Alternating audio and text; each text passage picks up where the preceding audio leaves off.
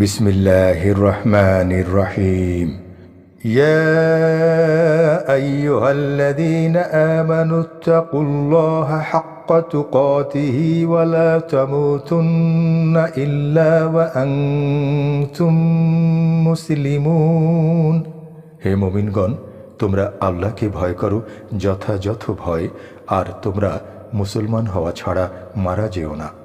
واعتصموا بحبل الله جميعا ولا تفرقوا واذكروا نعمة الله عليكم إذ كنتم أعداء فألف بين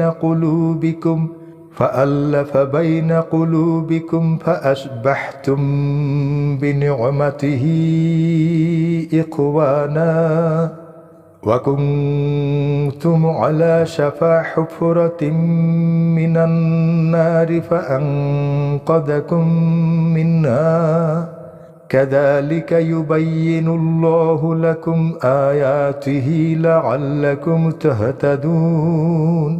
আর তোমরা সকলে আল্লাহর রজ্জুকে দৃঢ়ভাবে ধারণ করো এবং বিভক্ত হইও না। আর তোমরা তোমাদের উপর আল্লাহর নিয়ামতকে স্মরণ করো যখন তোমরা পরস্পরে শত্রু ছিলে। তারপর আল্লাহ তোমাদের অন্তরে ভালোবাসার সঞ্চার করেছেন। অতঃপর তার অনুগ্রহে তোমরা ভাই ভাই হয়ে গেলে, আর তোমরা ছিলে আগুনের গর্তের কিনারায়। অতঃপর তিনি তোমাদেরকে তা থেকে রক্ষা করেছেন। এভাবেই আল্লাহ তোমাদের জন্য তাঁর আয়াতসমূহ বয়ান করেন যাতে তোমরা হিদায়াত প্রাপ্ত হও।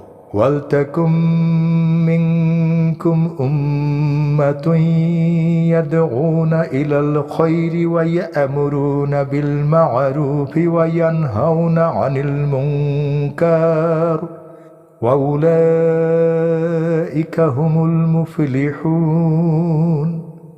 আর যেন তোমাদের মধ্য থেকে এমন একটি দল হয় যারা কল্যাণের প্রতি আহ্বান করবে, ভালো কাজের আদেশ দেবে এবং মন্দ কাজ থেকে নিষেধ করবে, আর তারাই সফল কাম।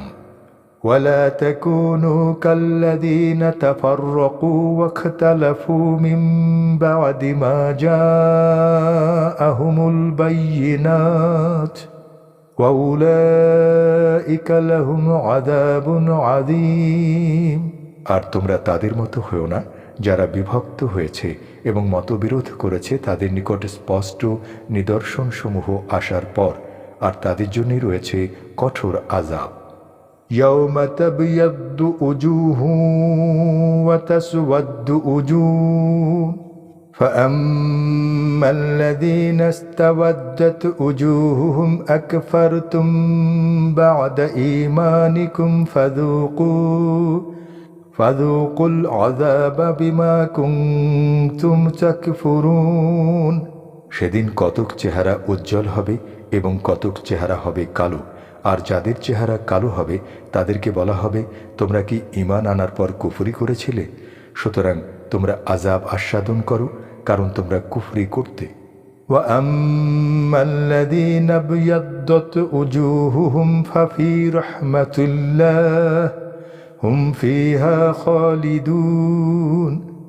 আর যাদের চেহারা উজ্জ্বল হবে তারা তো আল্লাহর রহমতে থাকবে, তারা সেখানে স্থায়ী হবে।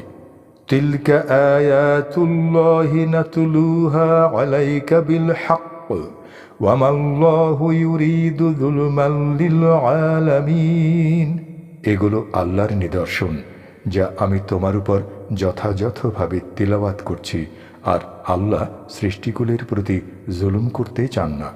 ওয়ালিল্লাহি মা ফিস সামাওয়াতি ওয়া মা ফিল আরদ ওয়া ইলাল্লাহি তুরজাউল উমুর।